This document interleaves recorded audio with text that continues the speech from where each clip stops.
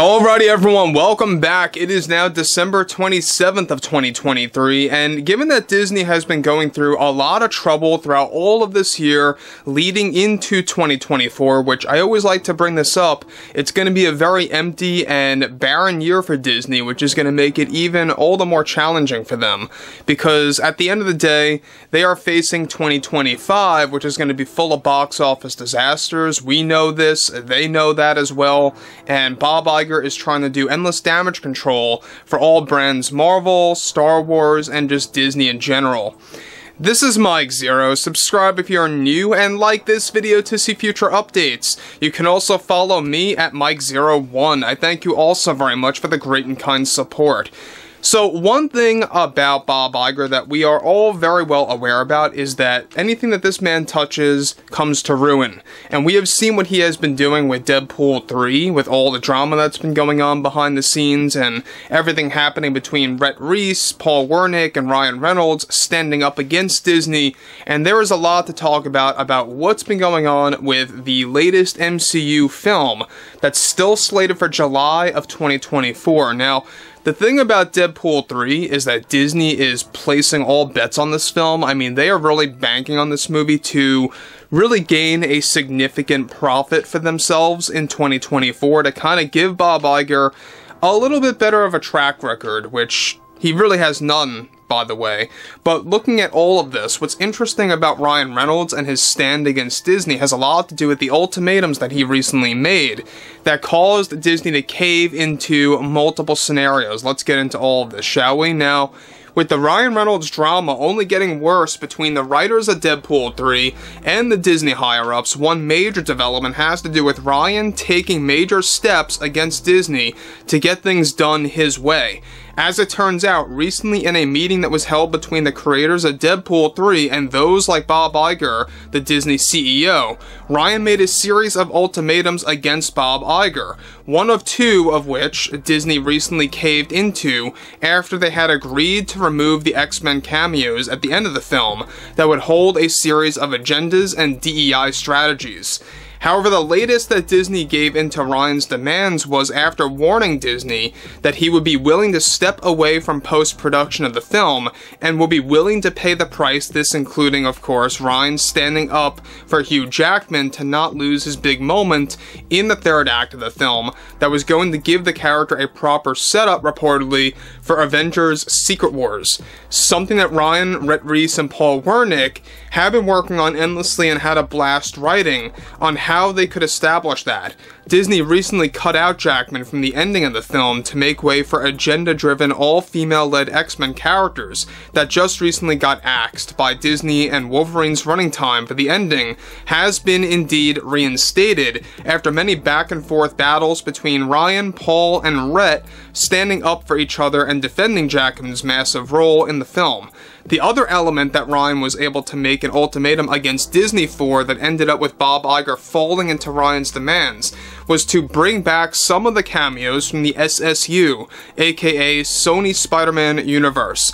And though these are the only three demands that Iger has fallen into, he is still relentless in reducing the running time of the film and pouring far less funds into the marketing, along with the insertion of DEI into the third act. All of those, as of right now, remain. Those three aspects are also something that Ryan is continuously battling Disney to revert from using in the film in the long run. So guys, let me just pause here quick before I move on to the big important piece about all of this. Now, I'm glad that Ryan was able to establish these ultimatums and really kind of taking a stand.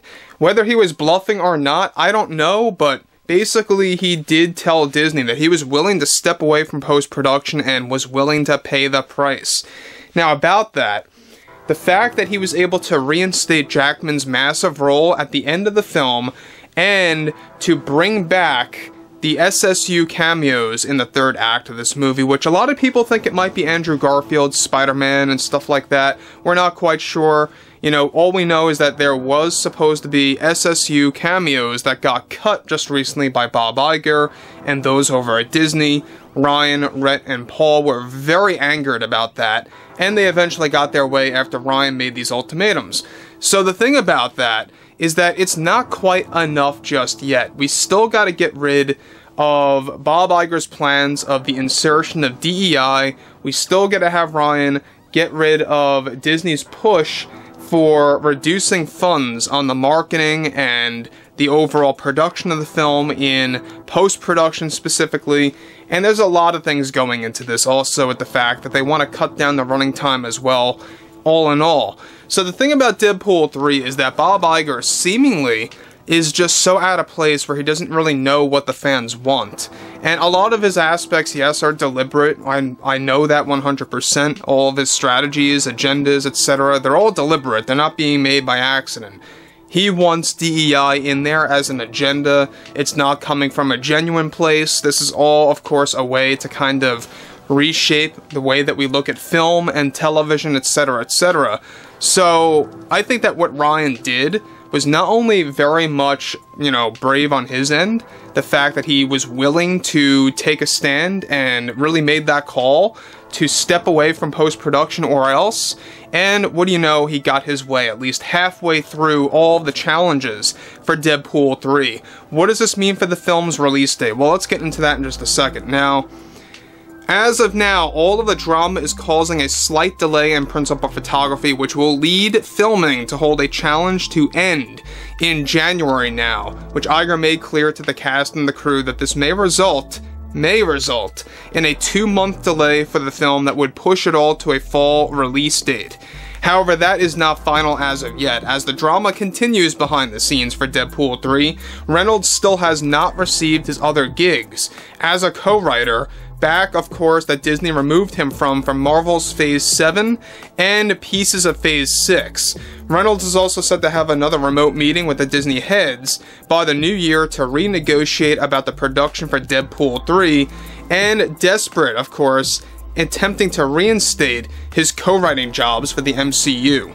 So, we talked about that last week, that he lost a couple of co-writing gigs for movies for Marvel's Phase 7 and even Phase 6 that involved, mutant content, basically. I like what Ryan is doing here. At the end of the day, I think that he is somewhat against, everything of what Disney has been doing with all their nonsense. I'm not saying the guy is anti-woke in any case or any scenario like that. He never really came across as that, to me at least. I don't know about you guys, but he is definitely against Disney throwing in these extreme agendas that we all know bring modern movies and television to pretty much ashes, because they really burn at the box office, they make no money, and it leads absolutely nowhere. So, good on Ryan, good on Paul Wernick and Rhett Reese, and I think that if they continue to stand up and defend themselves about the production of this film, they may very well get their way with Disney removing their strategies of DEI that they're pushing for right now and reducing funds, etc., etc. So guys, drop a comment below, fill me in below in the comments what you all have to say about this, and if you guys did enjoy the content for today, make sure to drop a thumbs up on this video to support the channel, and I will catch you guys later.